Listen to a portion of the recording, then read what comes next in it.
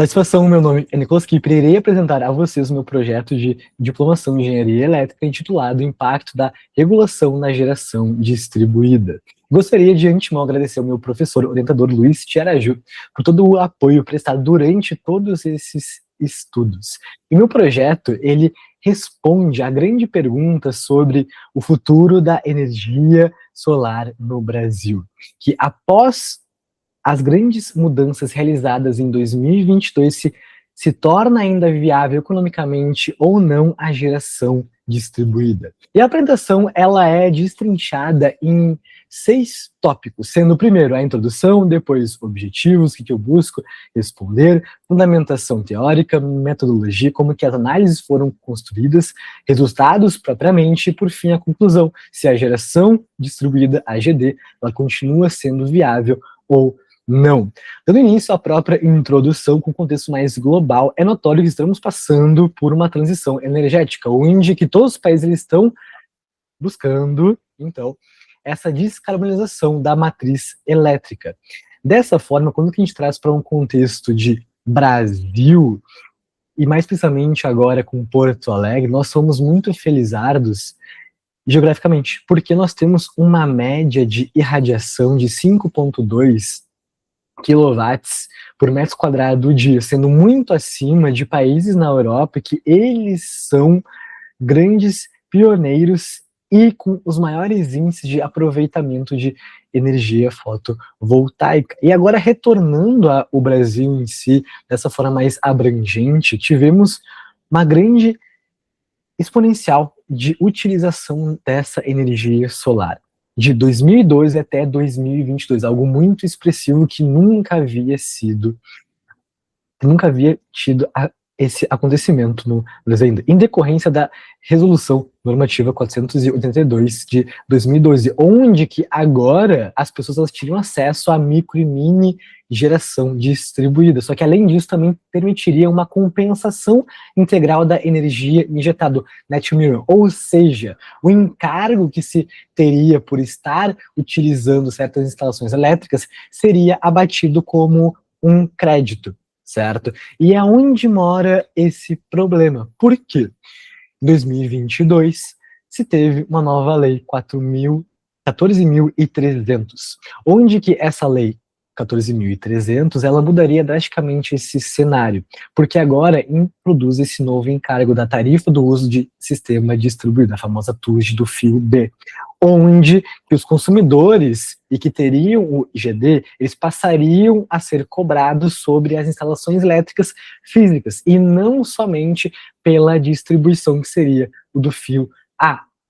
Dessa forma, com o objetivo geral é exatamente avaliar e analisar esses impactos técnicos econômicos sobre essa nova regulamentação da Lei 14.300, sobre, então, essa viabilidade do sistema fotovoltaico quando conectado à rede elétrica. E, evidentemente, esse estudo realizado com diferentes perfis de consumidores, e dessa forma também abrangendo exclusivamente Porto Alegre.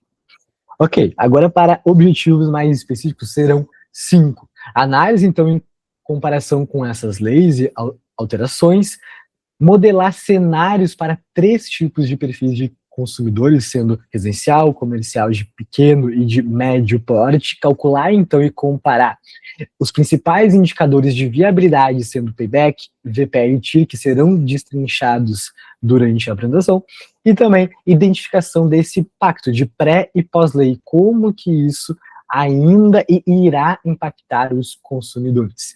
E por fim, essa realização de análises mais profundas com a sensibilidade para variáveis chaves, como por exemplo, o custo, a tarifa e até a incidência do próprio sol. Dessa forma, com a mudança da lei, a gente tem esses 2 cenários. O primeiro sendo somente com a RN 482 de 2012, onde a gente teria então esse net metering, compensação 1:1, onde que a energia ativa excedente injetada, ela geraria créditos que seriam abatidos futuramente, sem trazer custos às pessoas, e o segundo cenário da Lei 14.300, onde que isso é extinguindo E agora a gente tem esse novo encargo da TUJ do FIU-B, impactando e reduzindo essa economia gerada pela energia excedente. Dessa forma, como que eu estou trazendo a vocês, essa cobrança, ela é um custo progressivo, começando em 2023 com 15% e seguindo esses avanços até 2028, e que após isso seria um custo integral dela. Dessa forma, sendo o custo a pagar sendo esse valor cheio do fio B, multiplicado pela transição em porcentagem no respectivo ano. Agora, antes de eu apresentar os resultados propriamente a vocês, é de demasiada importância que eu traga os principais indicadores financeiros. Começando pelo VPL, onde que ele seria o valor presente líquido. O VPL, ele nada mais é que, como se fosse a gente conseguir mostrar o dinheiro real a ele, que o projeto ele vai começar a nos gerar. Dessa forma, a gente tem esse valor corrigido para os valores de hoje, como se fosse esse lucro extra, ok? Agora, só que além disso, a gente tem outro aspecto muito importante, que seria o VC. O VC, ele é o nosso fluxo de caixa, que ele seria aspecto muito importante também de economias anuais brutas, que é exatamente o custo que seria pago sem o sistema fotovoltaico, menos os custos de operação e o custo de substituição do inversor. Agora a gente parte também para o TMA, que seria a taxa mínima de atratividade, que é o quê? Seria esse mínimo retorno que o projeto ele precisa gerar para ele ser considerado viável. E o TMA ele é baseado em 3 pontos principais, sendo o primeiro deles o custo de oportunidade, que seria a taxa livre. Basicamente é pegar uma aplicação de baixo risco e alta liquidez, certo? Com taxas de juros bem básicas. Um grande exemplo, então, a Selic. O segundo seria o prêmio de risco, que ele é destrinchado em 3, começando pelo risco risco regulatório, que é propriamente o que a gente está analisando nesse estudo, que, por exemplo, a Lei 14.300. O segundo é o de operacional e ou técnico, então, do próprio desempenho dos painéis fotovoltaicos, inversores e a própria incerteza da irradiação solar. E, por fim, o risco de preço, que sim, a cada ano tem essa volatilidade, esse aumento em torno de 10% das tarifas energéticas. E, por fim, agora, sobre a sensibilidade, a taxa de inflação, o próprio IPCA, que ele precisa ser corrigido anualmente.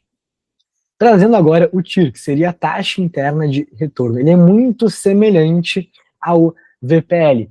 Porém, o VPL ele é mais robusto e quando que o cálculo dele realizado é acima de 0, de 1 em diante, temos um projeto viável e factível. Então, a grande diferença que teremos para o TIR é como se ele fosse essa amostra de velocidade em retorno em porcentagem do investimento. Então, é essa taxa de juros que o próprio projeto ele vai nos pagar. A diferença, então, dele é que ele teria esse lucro reinvestido na própria rentabilidade do projeto e não ter esse reinvestimento em uma Selic, em um outro investimento com menos risco. É nele mesmo. Só que isso pode se tornar improvável, infactível, algo não realista. Essa que seria a grande diferença. O ideal é que tanto o VPL quanto o TIR, eles estejam com um saldo positivo acima de 1, certo? Agora, passando para o payback ajustado, o PBA. A diferença do payback simples e para o ajustado é que nada mais é que o payback simples ele vai pegar tudo que está sendo gerado, então, desse lucro, desses juros positivos ao cliente, ao consumidor, e vai se somando até que seja igualado ao custo de investimento. Para o ajustado, ele já faz essas correções anuais, utilizando, então, exatamente o TMA de 8%, então, ao ano. E dessa forma, sim, após isso, vai se somando com o VC, então, exatamente com o fluxo de caixa desse período, e dessa forma a gente teria um payback muito mais realista e refinado a projetos. Partindo agora para o índice de rentabilidade, que seria o IR, ele nada mais é do que saber o quanto que esse projeto ele está sendo rentável ou não. E o IR, ele precisa ser acima de 1, indicando que o projeto ele é rentável, ou seja, ele pode ser 2 vezes, 3 vezes, 4 vezes rentável do que se foi investido, então seja o valor inicial do PL, certo? Agora, para as análises de sensibilidade e riscos, a gente parte com 3 que são fundamentais para projetos de investimento, sendo o primeiro deles, a tarifa de energia, variáveis, então, que em torno é de 10%, sendo a tarifa de energia mais a TUD cheia. Depois, a sensibilidade ao CAPEX. CAPEX nada mais é que seria os custos de equipamento, instalação, implantação, enfim, que isso terá muita volatilidade cambial com o dólar, e isso gera em torno de mais ou menos 15%, alterando então esse payback em média de 1 ano, ok? E por fim, o risco de geração, que é exatamente a irradiação com aspectos mais climatológicos, ou seja, pode ter uma sazonalidade maior, com tempos nublados, chuvas, e além disso a própria degradação e sujeira. Isso gera em torno de 5%. A modelagem, propriamente, dando início à metodologia, ela foi utilizada então com a entrada desses dados, sendo técnicos de consumo e econômicos, a partir disso, fazendo um módulo de preparação deles, ajustando da melhor forma possível, e após realizando esse dimensionamento do sistema fotovoltaico, ou seja, o quanto que a gente precisaria para conseguir realizar um abatimento de 95% das faturas energéticas. Posteriormente a isso, essa projeção de cenários e fluxo de caixa, com esses diferentes cenários regulatórios e com o projeto de fluxo de caixa. O cálculo, então, de indicadores de viabilidade, como que foi mencionado, com VPL, TIRS e outros indicadores ainda, e análise de sensibilidade, que foi discorrido agora há pouco. Por fim, a geração de projetos e visualizações. A arquitetura computacional, então, foi algo até bem simples, utilizando o Google Colab em Python, a linguagem, e utilizando as 3 principais bibliotecas para isso, que seria o Pandas, para os data frames, NumPy e NumPy Finance. Por quê? Utilizando, então, matemática, vetoriais, enfim, garantindo mais velocidade e robustez com a finanças, com cálculos mais precisos com os indicadores. Agora, sobre as faturas de cada um dos 3 tipos de consumidores. A fatura real de consumidor residencial foi até a minha utilizada, porém, o coeficiente da tarifa cobrada foi da CE de 2024. Por quê? Os dados de energia, eles são atualizados no fim de cada ano, mais precisamente em novembro. Quando o projeto ele estava sendo realizado, estudado e mitigado, foi do começo do ano até a sua metade. Então, ele não teria ainda acesso a valores mais atualizados de 2025. Então, por isso dessa escolha.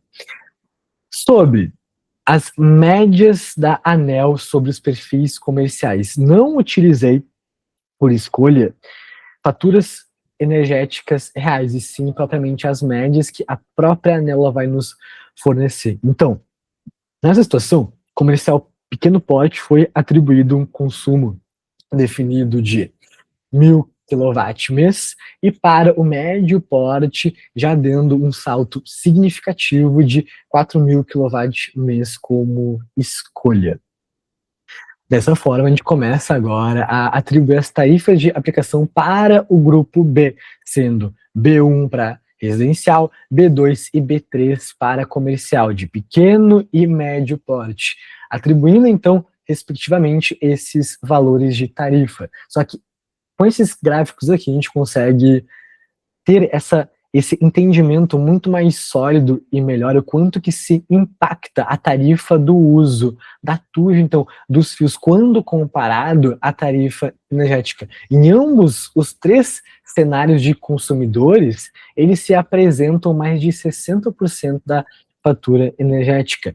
E tanto que no pequeno quanto no médio porte de comercial, foi quase em 70%. Agora, sobre o cenário regulatório e fluxo de caixa. A gente vai começar a atribuir agora, primeiro, sem geração distribuída, sem GD, ou seja, aquele consumidor que ele não teria um sistema fotovoltaico, ele simplesmente paga a sua fatura energética, para ele ser o nosso comparativo básico, o 0 a 0.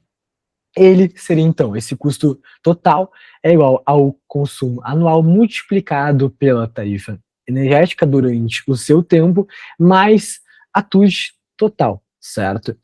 Começamos, então, com o primeiro cenário, que seria o pré-lei 14.300, que é o direito adquirido quando que ainda se teria compensação net mirror 1 para 1.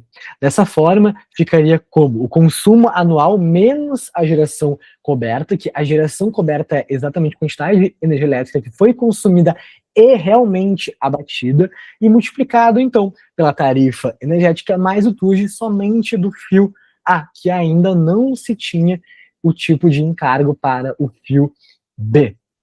Partindo, então, agora para o pós-lei 14.300, teve essa mudança com a retirada dessa compensação, onde o custo de rede ele prevalece o mesmo, sendo o consumo menos a geração coletada multiplicado pela tarifa cheia, só que agora esse pedágio dessa nova lei, excedendo, então, sendo esse excedente multiplicado pela TUJ do fio B, o excedente a energia ativa injetada na rede, e multiplicado pela porcentagem de transição no seu respectivo ano. Para os dados de irradiação, foi utilizado o Photovoltaic Geographic Information Systems, ou seja, o PVGIS, que ele é um banco de dados da União Europeia, que ele é mais moderno atualmente, e para o tipo de painel do Crystalline Silicon, ele abrange tanto os painéis monocristalinos quanto o de policristalinos, ok? E essa escolha, ela foi muito intencional porque isso significa 98% do que se é utilizado no Brasil. Agora, para o sistema de perdas, foi atribuído 15%, em decorrência de que a temperatura que ela vai tangenciar de 6% a 10% do silício, que ele vai perder, então, a sua própria eficiência. Em Porto Alegre, você consegue facilmente painéis que eles irão passar de 50 a 60 graus, os cabos e conexões variando de 1 a 2%, inversores com 3%, então esse aparelho que vai converter CC para CA, ele não será 100% eficiente, e a própria sujeira ou sombreamento, se até um dia nublado, variando de 2% a 4%, dessa forma contabilizando os 15%. Além disso, foi normalizada essa simulação para um painel, dessa forma a gente pode escalar para quantos nós precisarmos, e o eixo de inclinação ele foi alinhado com a latitude de Porto Alegre. Dessa forma, a gente começa agora a destrinchar os três tipos de painéis que eles foram utilizados para o estudo, começando pelo monocristalino, e que ele foi escolhido para o perfil residencial. Por quê? A gente teria áreas de telhados mais limitados, então a gente precisaria sugerir e dar mais ênfase em uma densidade de potência maior. Dessa forma, escolhendo ele, que teria de 400 a 550 watt pico, ok? E com um preço mais acessível quando comparado ao nosso terceiro de análise. O policristalino, ele foi escolhido tanto para os tanto para pequeno quanto médio porte de comercial. Embora ele tenha uma potência de 350 a 450 watt-pico, sendo inferior ao primeiro, a gente teria mais espaço para mais painéis, dessa forma, jogando com a quantidade, já que ele seria mais em conta em ser instalado. Dessa forma, a gente consegue ter um investimento inicial melhor e maximizando o ROI, o retorno sobre o investimento. Para títulos de comparação e estudos futuro, teria o bifacial, que é essa tecnologia, por ser algo mais eficiente, já que ele conseguiria pegar a irradiação de ambos os lados do painel e não somente de um, ele é mais caro, até porque essa instalação ela precisaria ser muito mais refinada em decorrência disso. Então, ela serviu basicamente como uma tendência futura, mas não foi adotada para as situações financeiras. Agora a gente consegue contemplar todas as análises feitas e como que sim, o policristalino, como dito anteriormente, ele teria uma eficiência menor quando comparado aos anteriores, porém o custo de instalação ele dá essa compensada e conseguimos jogar com esse volume. E quando que a gente compara também com o monocristalino e o bifacial, eles ficam muito semelhantes, tem muita pouca diferença, porém é mais expressivo quanto ao custo de instalação, por isso a escolha dele. Então, dimensionamento dos sistemas fotovoltaicos ficou com a meta de abatimento de 95% do médio anual, perda dos sistemas de 15% e o consumo anual de quilowatt-hora de 0,5% por ano. Agora, a gente, realizando propriamente os cálculos, seriam como a geração. Geração, então, necessária para cada um deles seria o consumo anual de cada consumidor multiplicado por 0,95 para os 95%. Posteriormente, a gente consegue, então, agora encontrar a potência instalada em quilowatt-pico, que seria essa geração que a gente encontrou necessária, dividido pela produção específica de cada um, multiplicado, então, por 1 menos essas perdas por cada painel fotovoltaico.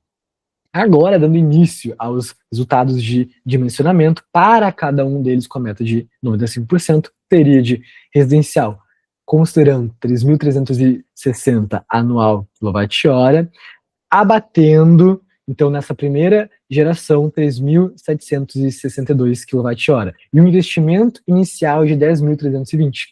Agora, tanto para o comercial pequeno quanto médio, a gente manteve essas metas bem interessantes, como, por exemplo, o consumo anual de 12.000 kWh, sendo a primeira geração 13.415 kWh, e também agora do médio 18.000 kWh para 53.642 mil kWh, sendo investimentos, respectivamente, iniciais, sendo de 34.146 e de 123.532 mil.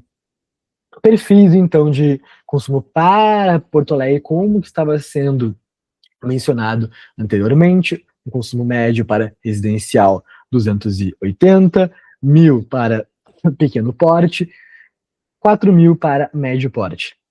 Os dados foram retirados, então, tanto de fatura real quanto as médias da própria ANEEL. Agora sim, dando início tanto à análise de VPL e do TIR, a gente pode analisar aqui que o impacto ele foi muito ínfimo, foi realmente muito ínfimo, muito pequeno. O VPL, ele se apresentou ali no quesito de comparação com o comércio médio, uma diferença bem ok, mudando muito pouco, e isso segue também tanto para o comércio de pequeno porte quanto de residencial. Dessa forma, com essa tabela aqui que fica melhor ilustrado, sendo, ó, VPL para residencial de 41.523 passou para 40 mil. Dessa forma, teve uma redução de 3,54%, sendo a maior perda. Então, nenhuma delas, em quesito de rentabilidade, foi acima de 4%, demonstrando já que seria um investimento que está valendo a pena. Sim, está valendo a pena ter energia fotovoltaica, ter GD. Comercial pequeno seguiu a mesma tendência, porém sendo mais branda. de 201 mil para 194 mil, e, por fim, comércio médio de 819 mil para 791 mil, tendo uma baixa de 3,36%. Agora, sobre o TIR, ele se manteve mais estável em suas oscilações, tanto de pós-lei quanto pré-lei. Tanto que todos tiveram abaixo de pontos de impacto 1,5 abaixo. O maior deles foi 1,3, sendo então esse reajuste mais expressivo no comércio médio, passando de 39,5 para 38,2. Iniciando o payback índice de rentabilidade, teremos então esse payback simples, como para comércio pequeno e médio de 4 anos pré-lei com 4 anos pós-lei, não mudando neles, certo? Porém, a gente teve mudanças no payback ajustado, sendo o de comércio médio passando de 3 anos para 4 anos, quando que a gente compara para o comércio pequeno e residencial permanecendo os mesmos valores.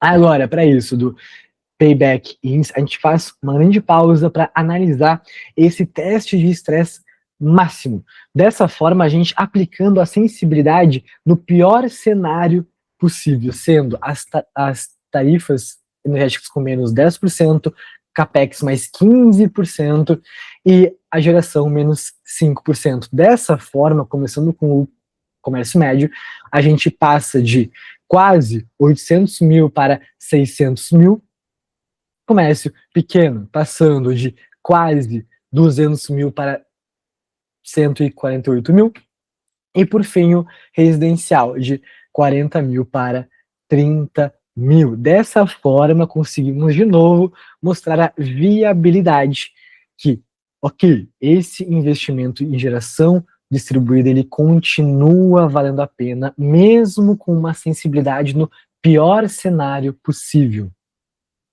Ok?